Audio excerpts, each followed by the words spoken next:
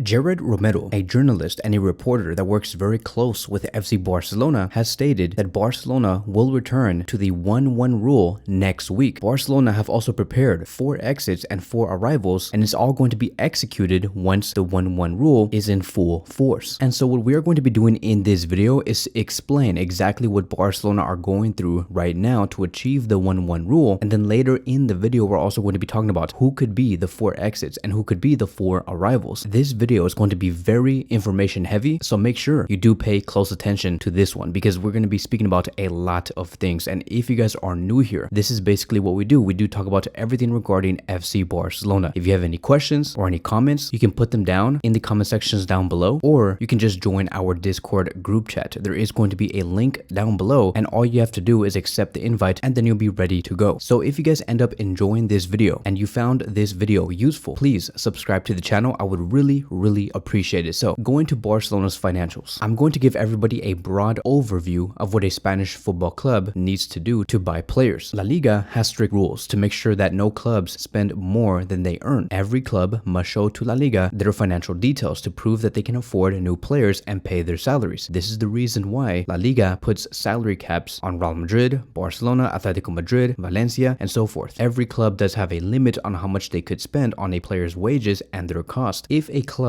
wants to spend more, they are going to need to save money elsewhere or earn more income. And one of the ways a club can balance their spending with their income is through ticket sales, TV deals, sponsorship deals, player sales, etc. So one of the revenue sources that Barcelona have been working on is match day revenue, hence the reason why opening the Camp Nou next season is going to be so important because the revenue is only going to increase by 10x. Another source of revenue is broadcasting rights, commercial deals, player sales, loans, and financing, but I don't believe the Barcelona are going to be taking out any loans. That was the old Barcelona that we all once knew back in 2022. So let's say, for example, Barcelona want to spend 50 million euros on a player because that is like the average cost that Barcelona are going to have to spend on either Nico Williams or Joshua Kimmich or any other player. Let's just say it's 50 million euros. Barcelona must save or earn an equivalent amount to those 50 million euros. So for example, you cannot be a club that generates 20 million euros and then spends 50 million euros on a player. That would be ludicrous. So this is the reason why June 30th, deadline day for La Liga, is such a huge deal. This is considered as the fiscal year. This is where clubs do close their books and prepare annual financial statements to show their financial health. They have to comply with financial fair play. So La Liga, aka Javier Tebas, uses financial data to set salary caps for the next season, determining the spending limits on all of these clubs. This is the reason why we're continuing to hear that Barcelona are working with selling 15% of Barca Studios to a company in Dubai. It's very important because if they can do this, if they sell a portion of Barca Studios within these next 2 or 3 weeks, it's what's going to allow for Barcelona to end the fiscal year on a net profit and then ultimately lead towards a situation where if they want to spend 50 million euros on a player, they can do that without selling any of their players or bringing out any loans. All Barcelona would have to do is tell La Liga and say, hey, look, we have 50 million euros already, it's set, and we're also going to be earning a lot of income through this Nike deal, and we're also going to be earning future income through ticket sales because of the Camp Nou. So it's looking very good at the moment. The first thing that we have to do though is to log down this deal with the company in Dubai to end the year on a net profit. This also explains the reason why Joan Laporta said we're not going to be selling any of our key players this year because Barcelona can handle it. They can say we're going to be demonstrating massive income for the next season and La Liga will allow us. So now let's move on towards the next phase of this video and let's talk about who Barcelona are looking at in every position and what are the current squad plans. So like I've said in my previous video, I did explain that the reason why we're hearing so many names right now that is linked to Barcelona is because Barcelona do have certain options for every position. It is just not one player. It would be ludicrous and insane to just focus on just one player because you just never know if that player would be eligible to come to the club. They have to have extra options, extra backups. It cannot just be Nico Williams, which is going to be the first player that we are going to be talking about. Nico Williams is the main reinforcement for the left wing position, a player that does represent currently the Spanish national team and Athletic Club. He's dynamic, he's young, he knows the players, he's very skillful, and that is the reason why Hansi Flick, Deco, and Joan Laporta are setting their eyes on solidifying the deal with Nico Williams once the 1-1 rule is confirmed. The other option is going to be Dani Olmo, another player that we have just talked about. He currently does represent the Spanish national team and RB Leipzig. Dani Olmo is a versatile attacking midfielder who can play on the wings and also as an attacking midfielder. He has creativity, he has vision, a lot of technical power, and his link-up play is amazing. Third choice is going to be Luis Diaz, a player that was not not even heard of 3 to 4 months ago. He is a player that does represent the Colombian national team, and we will be seeing him in the Copa America. He also does represent Liverpool. He was one of the players that was key to Jurgen Klopp's project at the club, but now that Klopp has left Liverpool, it leaves many players and their futures up in the air. Luis Diaz is an amazing left winger with great goal scoring abilities, technical skills, explosive speed. I think that out of all these players between Nico Williams, Luis Diaz, Dani Olmo, and so forth, Luis Diaz is one of the fastest ones. As for players like Bernardo Silva and Xavi Simons, it's up in the air. The main three is Nico, Luis Diaz, and Dani Olmo. Silva has not been talked about at all by Hansi Flick, nor has Xavi Simons. Xavi Simons would love to come to Barcelona and move away from his current team, which is PSG, but PSG might make it very difficult for the player to move to FC Barcelona since the relationships between PSG and Barcelona is not so great. Moving on towards the midfield, and the first midfielder that Barcelona do want to sign for sure is going to be the direct replacement of Oriol Romeo, and that is going to be Mikel Merino, who does represent Real Sociedad. The proposed deal that Barcelona have right now is to offer the club 25 million euros plus 5 million euros in bonuses. Merino is an intelligent midfielder known for his defensive capabilities and to distribute the ball effectively. He is a physical monster. Of course, he's not the best CDM in the world, but he is a great backup and for sure an upgrade to Oriol Romeo, a role that he is going to be taking. Unfortunately, we're not going to be seeing so much on Merino for the Euros because there are so many great CDMs right now like Ruiz, Rodri, Zubimendi, but whatever game time Merino does get in the Euros, we will be talking about it here in this YouTube channel, assuming that he does sign with FC Barcelona. The other player that Barcelona do want to sign is Joshua Kimmich. Joshua Kimmich represents the German national team, and Bayern Munich. Germany have just made it to the next round already in the Euros. They do look like a dominant team, and Joshua Kimmich has played 90 minutes in both of the games they have played so far, one against Scotland and one against Hungary. Joshua Kimmich, though, has not really played as a pivot in the German national team. He has been placed as a right back, and this is where things get very confusing, right? Because what if Joshua Kimmich joins Barcelona not to become a pivot, but to potentially be a backup also to Jules Koundé, a player that cannot play every game, unfortunately. Koundé is probably going to end up being the best right back in the world, but you do need a backup. You do need to give Koundé some rest eventually, and that is where Joshua Kimmich can come in, because I saw Kimmich so far in the Euros as a right back, and his passing range is amazing. He is not the most reliable defensive right back, but for sure Joshua Kimmich can give you great attacking qualities while maintaining decent defensive attributes. There has also been talks about Bruno from Newcastle, the Brazilian CDM. He is a dynamic midfielder, very defensive, and plays offensive roles sometimes. He's a ball-winning machine, but at the moment he's in a situation very similar to of Bernardo Silva. No one has been talking about Bruno as of late. There were some talks earlier this year, but as of now it does seem like Joshua Kimmich and Mikel Merino will be the chosen ones to reinforce the midfield and to play alongside Frankie de Jong and Gavi, two other players who do want their positions. There are other backup options for the forward and wing positions. It has been said, according to multiple sources, and this is just in, that if Barcelona do fail in all of their projected targets, which is Dani Olmo, Luis Diaz, Nico Williams, Xavi Simons, let's just say that Barcelona cannot sign any of those players for whatever reason, whether it's because of the fee, the wages, or maybe the player does not want to come, they do have their last resorts, and that is Johan Bakayoko, who is a 21-year-old right winger and does represent PSV. He is a promising young winger with great goal scoring potential and made a lot of assists with PSV in the season that we have just finished. Again, this is going to be a backup option, assuming that if Barcelona do fail in all of their primary targets. But if you look at his numbers, last season he played 48 games and provided 14 goals and 14 assists. Those are really good numbers and superior to the ones of Xavi Simons and even Dani Olmo. In the season before that, he played 33 games, scored 7 goals and provided 5 assists, and before that one he only played 4 games and had no goals and no assists, but he was just starting and barely getting onto the scenes. He was only 19 years old, but this player looks like he could be going somewhere. Another player that Barcelona have been looking at is another right winger and left winger, which is Asen Diao from Real Betis. This is according to Jared Romero. He is an 18-year-old winger who does represent Spain, and if you look at his goals and assists, he's not really that great. I mean, like, he's young, right? He's only 18 years old, and in the season that we have just finished, which was his debut season, by the way, he played 28 matches and scored 4 goals. Not bad for an 18-year-old player who just got into professional football. And going to the defense, right? We don't know the future about Joao Cancelo. Joao Cancelo had a solid spell at Barcelona last season. His current club is Man City. I'm pretty sure that Cancelo right now, as we speak, has all his bags at Man City, which is in England, and he currently does not have a spot at FC Barcelona because right now his future is in the air. He's a very versatile right back and a right back that can also play as a left back, because at Barcelona 90% of the time he was the left back. Hansi Flick is a huge fan of Cancelo, but I just don't know if Hansi Flick is is convinced by Cancelo's defensive capabilities. In the matches against Real Madrid, against Girona, against PSG, Joao Cancelo made many mistakes and he failed under pressure. Yes, his numbers were good offensive-wise, but when you are a right back or a left back, you are there to defend first before anything else. So this is the reason why Hansi Flick is looking at other alternatives and players who can grow into becoming monsters defensively and offensively. And one of them is Jeremy Frimpong from Bayer Leverkusen. Jeremy Frimpong has shown to the world last season that he is one of the best right backs in the world. Now, Jeremy Frimpong is not a full right back. He is a wing back that plays on the right side. His attacking qualities, I would say, is slightly better than Joao Cancelo, and his defensive capabilities is also very solid. Can it be improved? Of course it can, and that is the reason why Hansi Flick is looking at the players, because there's more room for him to grow. At the age of just 23 years old, the sky is going to be the limit for the player. Joao Cancelo, though, is 31, 32 years old. There's not a lot of room for him to grow. That is just the player that he is now. But Jeremy Frimpong can definitely revolutionize his level under the guidance of Hansi Flick. So we'll see if Barcelona do eventually get to him. It's ultimately going to be dependent on whether Man City do Barcelona a favor, which is to give Barcelona a second loan spell for Joao Cancelo, because Barcelona do not want to spend 20 to 25 million for the Portuguese defender. So as of now, it's very likely that the 4 arrivals that Barcelona will have in this summer will be Nico Williams, Joshua Kimmich, Mikel Merino, and the last spot could either be Jeremy Frimpong or Joao Cancelo. Don't be surprised if Barcelona neglect some of these operations and these players that we have just talked about and go for a player randomly out of nowhere for the first time this summer. And one of the players that has not been talked about a lot has been Zubimendi. His name can just pop out of nowhere. We never know, but we'll see how the situation does evolve. As for the 4 exits, it's quite clear who those players will be. It's going to be Sergio Roberto, Marcos Alonso, Oriol Romeo, and Ferran Torres. So that is it. That is going to be wrapping up today's video. Thank you guys so much for watching, and I will see you guys in the next one.